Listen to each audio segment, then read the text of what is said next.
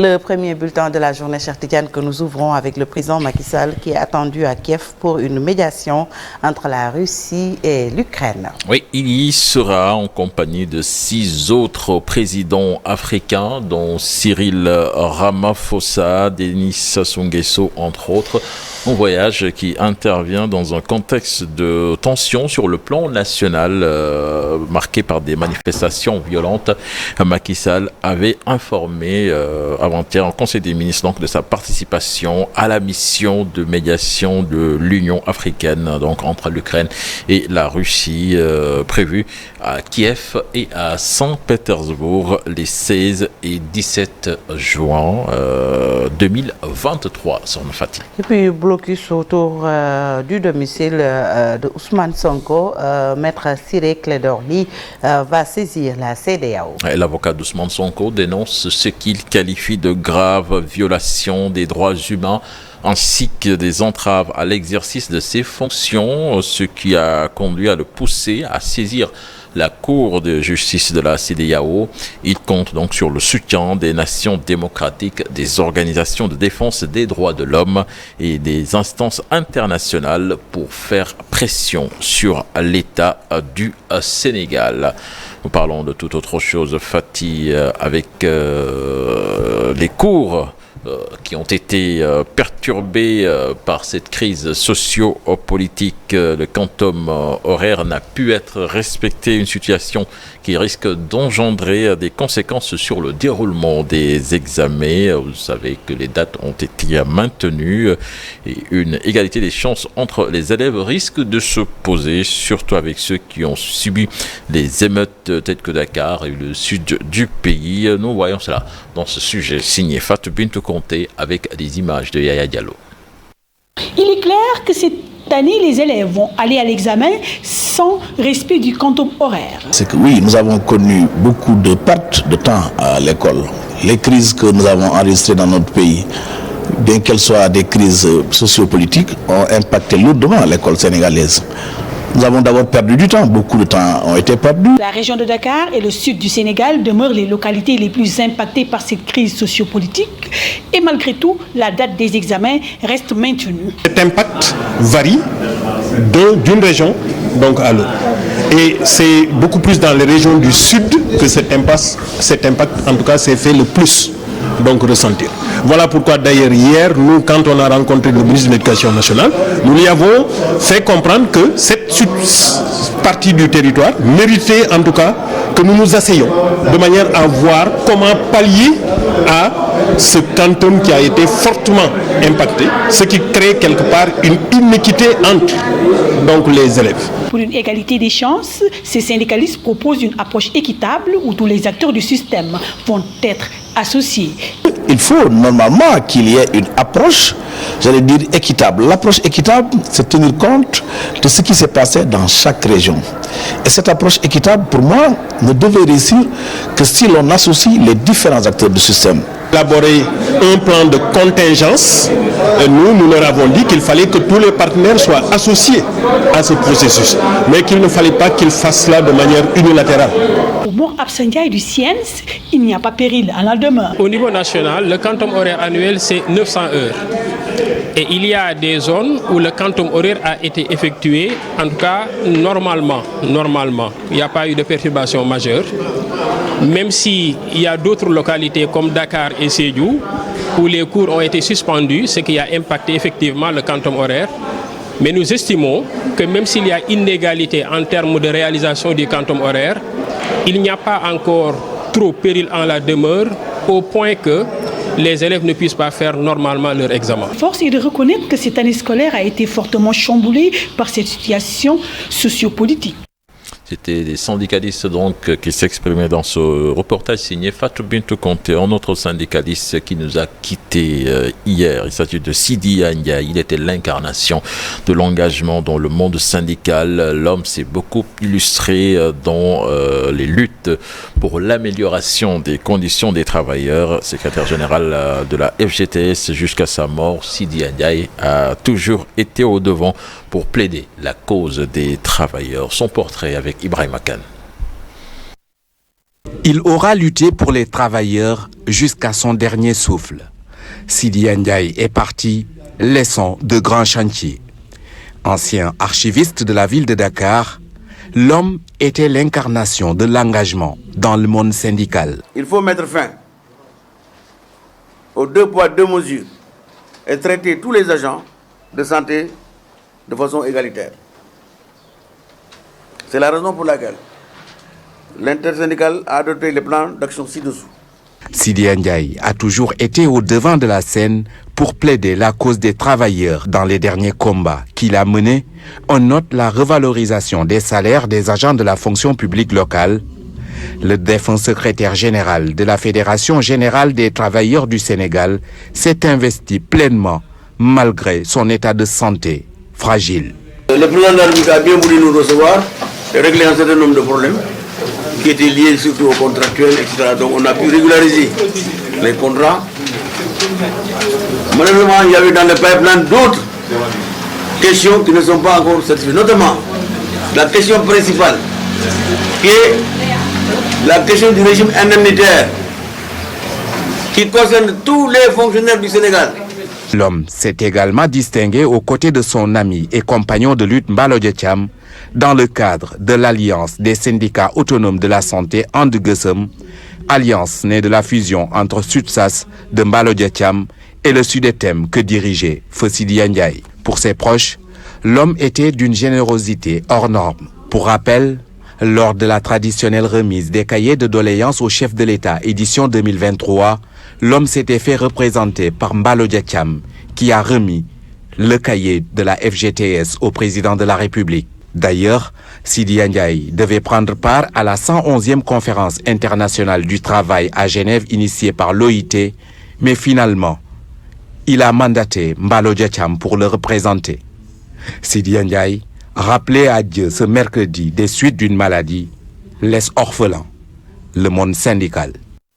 Alors, Chérubia, on va rendre hommage quand même à un homme que nous connaissons tous ici, un homme disponible qui quand même, malgré cette maladie qu'il a traînée pratiquement dans toute sa vie syndicale, était toujours présent pour les médias, pour également défendre les droits des malades. Était quand même le défenseur des causes nobles, notamment dans le milieu syndical. On l'a vu quand même, il s'est battu toute sa vie durant pour l'amélioration des conditions de travail, notamment de ceux qui évoluent quand même dans les collectivités locales. Justement, le combat, c'était la fonction publique locale, quand même un combat qu'il a porté, lui et ses camarades syndicalistes au niveau également de And-Gueusseum. Tu l'as dit également, on le savait malade. Malgré tout, il était présent, disponible. C'est ce qu'on retient beaucoup plus en tant que journaliste de Sidi Ndiaye. Il a plusieurs fois fait des émissions, notamment cette matinale. Il est venu ici avec nous, donc lors de la première formule, soir d'info également, notamment les conférences de presse également qu'il animait au niveau de son siège à la Médina. Donc on profite de l'occasion pour présenter nos condoléances à sa famille et prions Dieu pour qu'il accueille Sidia donc en son paradis. Voilà, la levée du corps donc prévue ce matin à 10h. Ce sera à l'hôpital principal, son Fati. Paix à son âme et puis éducation, cher Tidjane. On va recevoir dans la deuxième partie professeur Abdou Salam Sall, ancien recteur de l'UCAD. Nous parlons des préparatifs de la fête de Tabaski. À Thiès, le marché sera très bien approvisionné en oignons selon les producteurs. Les producteurs de Morolan, Kermousse, Ngomène dans la commune de Pout rassurent les commerçants et consommateurs. Le directeur général de l'agence de régulation des marchés était dans la zone pour discuter avec les producteurs, réguler le marché. Les prix fixés varient entre 350 francs CFA et 400 francs CFA, contrairement à ce qui a été fixé par les commerçants qui ont augmenté les prix. Explication dans cette correspondance signée chez Anta Diop et Seyla Tire. De Morolan en passant par Kermousse, Diender, Ngomène dans la commune de Pout, dans ces périmètres maraîchers, ce sont des milliers de tonnes d'oignons qui sont stockés dans des magasins. Et c'est rassurant quant à l'approvisionnement des marchés en oignons. La tournée nous rassure et l'engagement des producteurs à alimenter le marché national quand même est salutaire. Vu, comme je l'ai noté, je pense que nous avons une tendance favorable. Maintenant, tout ça doit être mis en cohérence avec les acteurs concernés, notamment les commerçants, pour voir comment on peut progressivement alimenter le marché. Les producteurs d'oignons de cette zone des Niayes font une course contre la montre pour ravitailler les marchés. Sénégal boo xoolee li nga xamante ni moom lañ soxla ci soble 50 000 tonnes lañ soxla mais bi ngeen fi dikkee. Le Sénégal a besoin que de 50 000 tonnes d'oignons pour satisfaire le marché. Rien qu'ici dans cette zone de Balsande, vous avez vu nos stocks. Nous avons produit cette année plus de 60 000 tonnes d'oignons. ndax ñu ngi doon séntu 60 à 65 000 tonnes. Le directeur général de l'ARM demande aux producteurs de respecter les prix qui sont fixés. Moo tax prix bi boo seetloo mi ngi varier entre 300, 325, 340, 50 ba dem na sax 375. Les prix fixés varient entre 300, 350, 375 et même 400 francs. Faites preuve de patriotisme. Il faut tout faire pour ne pas augmenter les prix en cette période de tabaski, de grâce. Politique de régulation bi mooy lu ñuy fexe pour que bu ñu am pic ci prix ci période du tabaski. Il va falloir encore discuter avec les commerçants pour réguler le marché. Le prix actuel du kilogramme d'oignons sur le marché est vendu à 600 francs. Pèlerinage à la Mecque, l'État du Sénégal a pris toutes ses dispositions pour éviter un désagrément pour les pèlerins. Ce sont les propos du ministre des Transports aériens et du développement des infrastructures aéroportuaires, Doudouka, qui a rencontré les pèlerins hier. C'était à l'AIBD pour s'assurer que tout se déroule normalement. Compte rendu signé Ndeye Matidian et Mamadou Gueye. Venu s'enquérir de la situation des passagers en partance pour la Mecque, le ministre des Transports aériens et du développement des infrastructures aéroportuaires rassure concernant le dispositif mis en place pour le bon déroulement du Hajj 2023. 2 mois de cela, j'avais mis en place un comité pèlerinage dirigé par le directeur général de l'ANACIM pour préparer le pèlerinage de cette année. Et donc aujourd'hui, je suis venu m'assurer du bon fonctionnement du dispositif mis en place. Je suis venu donc rendre visite aux pèlerins, faire le circuit pèlerin pour m'assurer que tout fonctionne très bien. Même la sécurité est renforcée, nous dit le ministre. Ça fait quand même quelques années, 7 ans que ce dispositif fonctionne très bien. Et donc nous sommes heureux aujourd'hui de remarquer que les 2 vols d'aujourd'hui vont partir à l'heure. Le premier vol est parti à l'heure et là le vol suivant qui va partir dans quelques minutes aussi va partir à l'heure. Au niveau de l'aéronautique, nous, ce qui nous intéresse, c'est les opérations de sûreté et de sécurité également. Et aujourd'hui, nous avons pu constater de visu moi-même que les 2 vols sont partis à l'heure prévue. Ces pèlerins très enthousiastes promettent de prier pour que la paix perdure au Sénégal.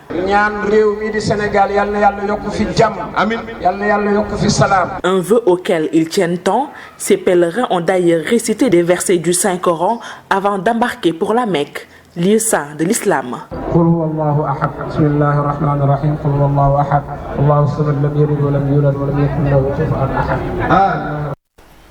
Et puis un mot de sport pour terminer avec l'équipe nationale de football du Sénégal qui ne vise rien d'autre que la victoire face au Bénin. Ce sera ce samedi. C'est la conviction donc de Habib Diallo, l'attaquant des Lions, qui estime que ses coéquipiers sont déterminés pour ce match. Nous l'écoutons. Match important pour nous, c'est une équipe très dangereuse. On l'a vu sur le match au Sénégal, on a réussi à gagner ce match, mais ça a été quand même compliqué. On sait qu'ils ont des bons joueurs, un grand entraîneur. On ne va pas les prendre à la légère. On sait qu'eux, ils sont face au mur. Ils doivent absolument gagner contre nous. Mais nous, comme vous l'avez dit, on a une première place au classement FIFA Afrique à reprendre surtout, parce qu'on sait que le Maroc sont devant nous maintenant. Mais voilà, ça nous ramène des défis, ça nous ramène des challenges. Et c'est pour ça qu'on joue au foot. On joue pour avoir des challenges et pour arriver à nos objectifs. Donc on va tout faire pour gagner ce match et aller de l'avant et remonter au classement FIFA.